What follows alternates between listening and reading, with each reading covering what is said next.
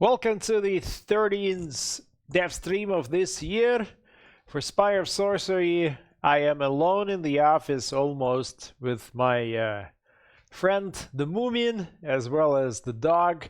You can see her roaming around the studio, looking for someone to give her a pat.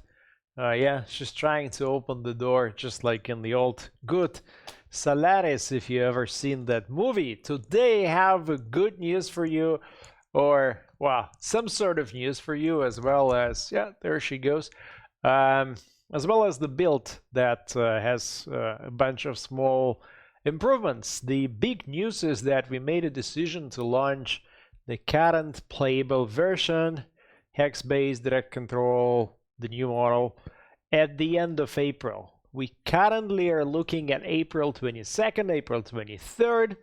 We'll see if it holds. Maybe it'll be more like 25th, 26th, but more or less around that time.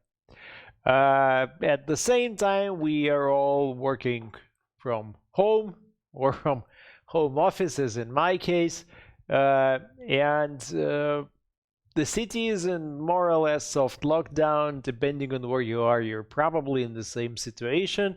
And if not, then it's definitely coming, because it looks like the only current solution is to isolate, identify, trace, help people recover, and then by the time that we need to develop the vaccine for the current pandemics, it doesn't seem likely that it's going to go away.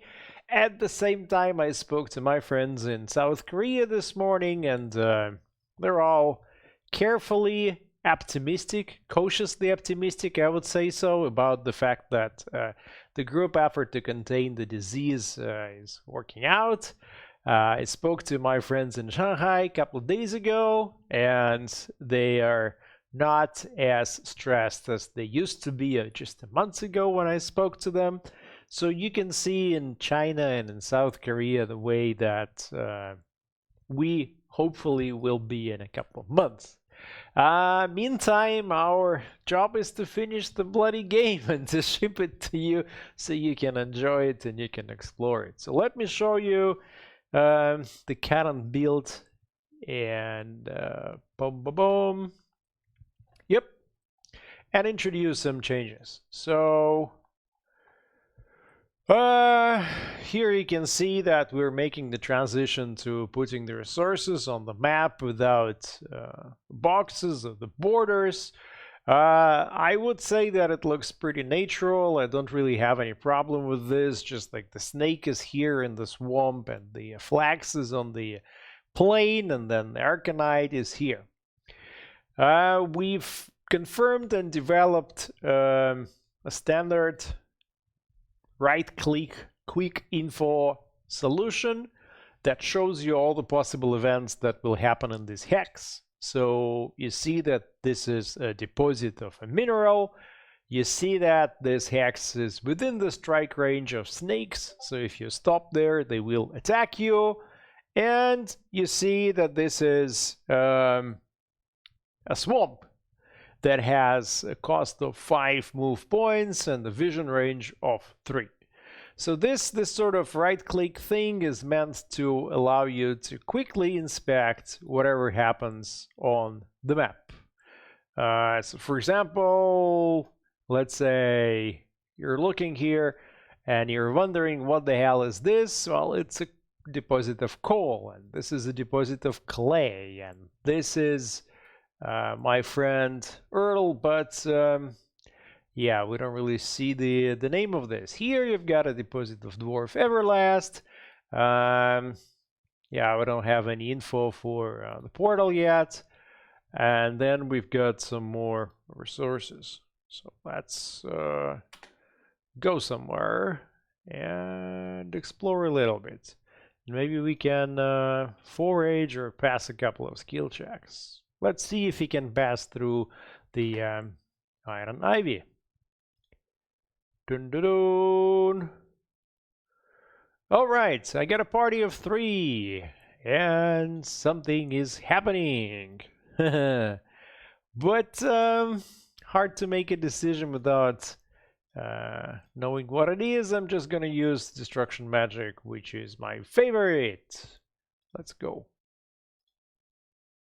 Yep. So maybe I can forage. Can I forage? Yep.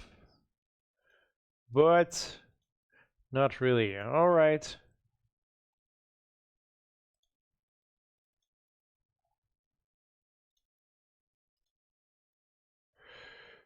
Let's see if I can maybe reach the snakes and then complete that encounter. All right. I guess this means snakes.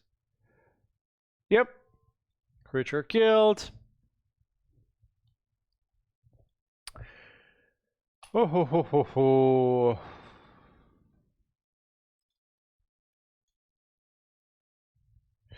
Well, it looks like there's not a lot of text there. So let's take a look at the inventory items. These are the new inventory items. We now have, as I mentioned, I think in the last stream, 7 different professions. Each profession covers 3 different skill checks. You can be a pilgrim, you can be a rogue, you can be a ranger, you can be a destroyer, which probably helps. Yep. And these are the items that you use to temporarily enhance your skill when passing through skill checks. So maybe, let's see if we can attack the snake one more time. Can we? Not really. Okay. All right, so here we've got the combat, and I'm going to use Ranger's Ointment or Powder. Well, Ointment is a more significant influence with, oh my gosh, she's at 20. Well, with her. And I think I'll pass it with playing colors. Use Snake destroyed. Question from the chat. Do we plan to animate all the 2D art, like that location, and will the avatar change? We will animate, we already have animations for creatures like this guy here and the snakes, and the current plan is that every creature will be animated. But as to whether or not we will animate it on the map, I don't really think so. So let's see if I can go here to the deposit. Yep. Do I want to mine the coal? Yep. That'll take geology skill check from 2 to 11. Yes, I will. All right. Do I have a substance? Yes, I do. So I'm going to use that. And he's a 2 in geology, so I'm going to use him. So I'm covered up until 4. I will have some problems here, here, and here. Okay. I got a coal. All right. So right now, mostly what we're doing is we're spending time building all the basic mechanics. There's just the execution phase. So that means that all the items must be in the game, all the tags must be in the game. As you can see, they're not there, and we still have these things like 1 and 1 and 1, which gives you 3. But as you can see, the transition to placing resources on the map has been pretty much complete. I mean, we'll definitely beautify some of that stuff, but in general, that works. So we're pretty happy to confirm that we got rid of all these frames.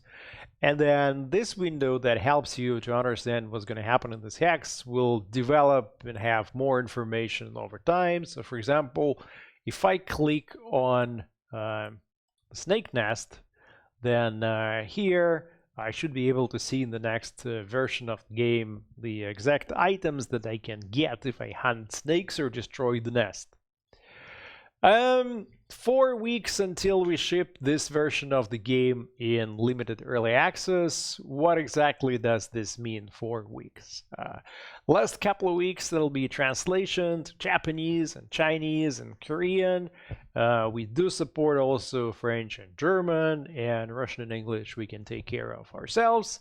So that'll be pretty much the last 2 weeks in terms of content. Right now, still some systems to place in the game, the experience system that we discussed recently this week, and then a lot of fine-tuning of visual assets like creatures and dwellers and alchemic properties and crafting properties. So that's pretty much everything that I have to show to you today. We started from this week to compile again release notes, so if you'll check on the forum or on Steam forums or on Discord, then later tonight you'll see more or less the first release notes for the new version, so you'll be able to see what we've done, what we haven't done. Not much this week, more coming next week, and in 4 versions of release notes, we'll hopefully be launching this version, making it available to everyone who owns limited early access on Steam. That's pretty much it for today. See you next time, and hopefully you'll also see the positive changes in the build. Stay safe, don't risk going out, just work from home. We all have to adjust, but the sooner you do the adjustments, the more fun it becomes. See you next week.